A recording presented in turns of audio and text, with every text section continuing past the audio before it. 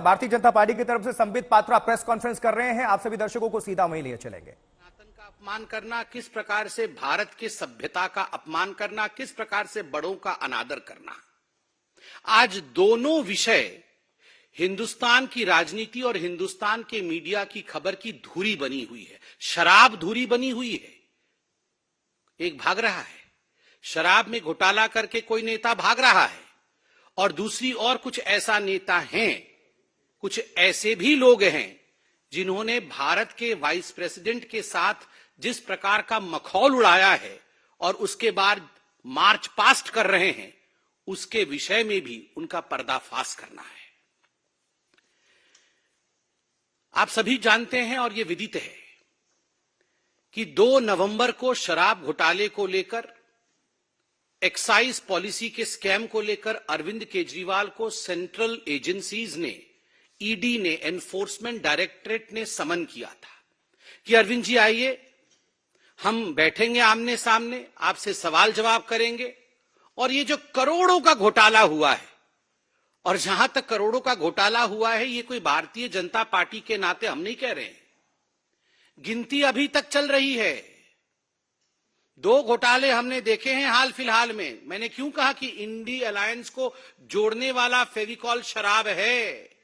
शराब का पैसा अलमारी दर अलमारी 3 दिसंबर को मतगणना चल रही थी और नोट की गिनती भी चल रही थी। 350 करोड़ से अधिक की नोट की गिनती हुई थी, और वो शराब का पैसा था। कांग्रेस के एक सांसद धीरज साहू जी के घर से निकला था। वहां तो गिनती सीमित हुई कि 350 से अधिक करोड़ रुपए उसके अंदर है।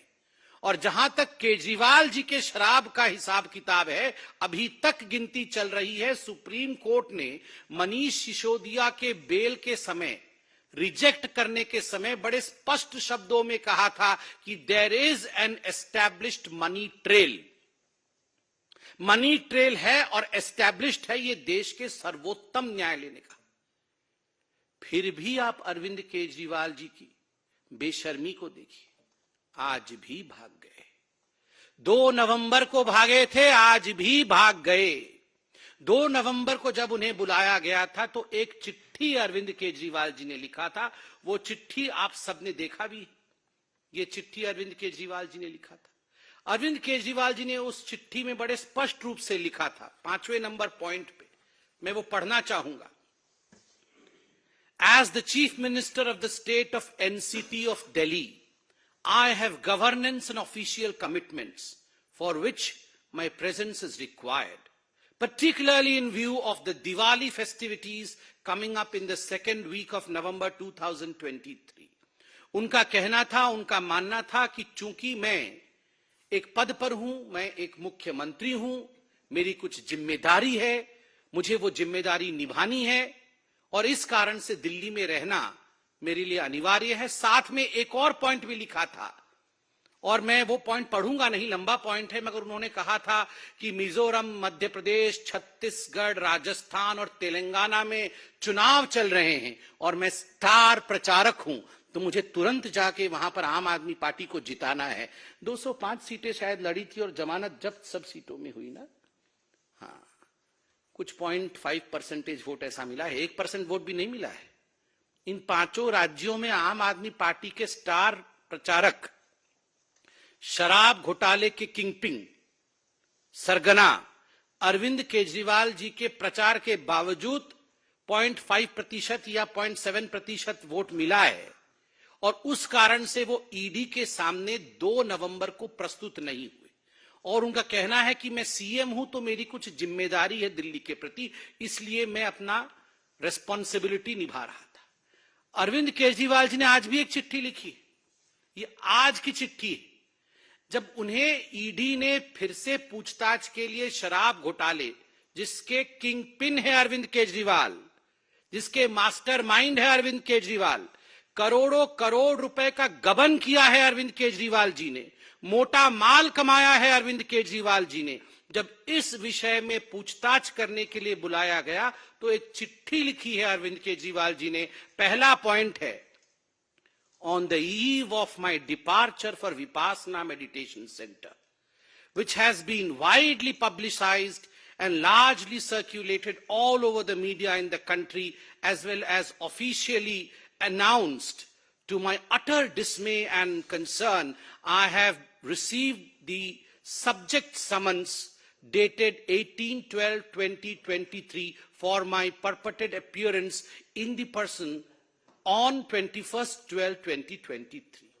मतलब वो विपासना के लिए जा रहे हैं, इसलिए ईडी की इतनी हिम्मत कि आप मुझे पूछताछ के लिए बुला ले। वाह अरविंद केजरीवाल जी, आप कभी चुनाव के लिए जाएंगे, आप कभी दिवाली मनाएंगे, आज आप विपासना के लिए जाएंगे और इस कारण से आप गवर्नेंस में भाग नहीं लेंगे और आप अपनी रेस्पॉन्सिबिलिटी से भाग नहीं लेंगे, रेस्पॉन्सिबिलिटी से भागेंगे। Arvind and accountability will never travel together. A for Arvind, A for accountability. और अरविंद और अकाउंटेबिलिटी कभी भी एक साथ नहीं चल सकते। केजरीवाल एंड कर्तव्य विल नेवर ट्रैवल टुगेदर।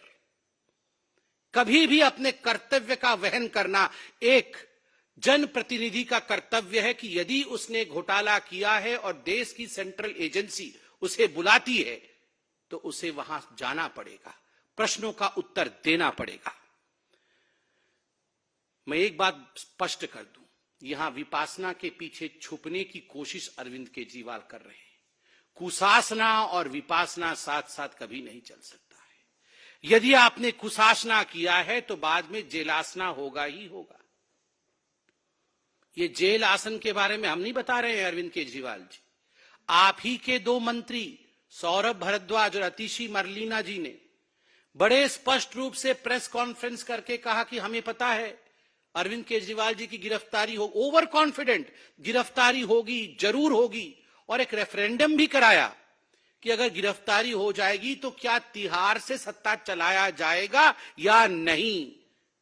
ये तो भारतीय जनता पार्टी ने नहीं कहा, ये तो ईडी ने नहीं कहा, ये तो जिसने एफआईआर किया, एफआईआर तो सीबीआई ने किया था, सीबीआई ने भी नहीं कहा कि आपकी गिरफ्तारी कंपल्सरीली होगी। आप लोगों ने प्रेस कॉन्फ्रेंस करके कहा, कॉन्फिडेंटली कहा अवश्य गिरफ्तारी होगी।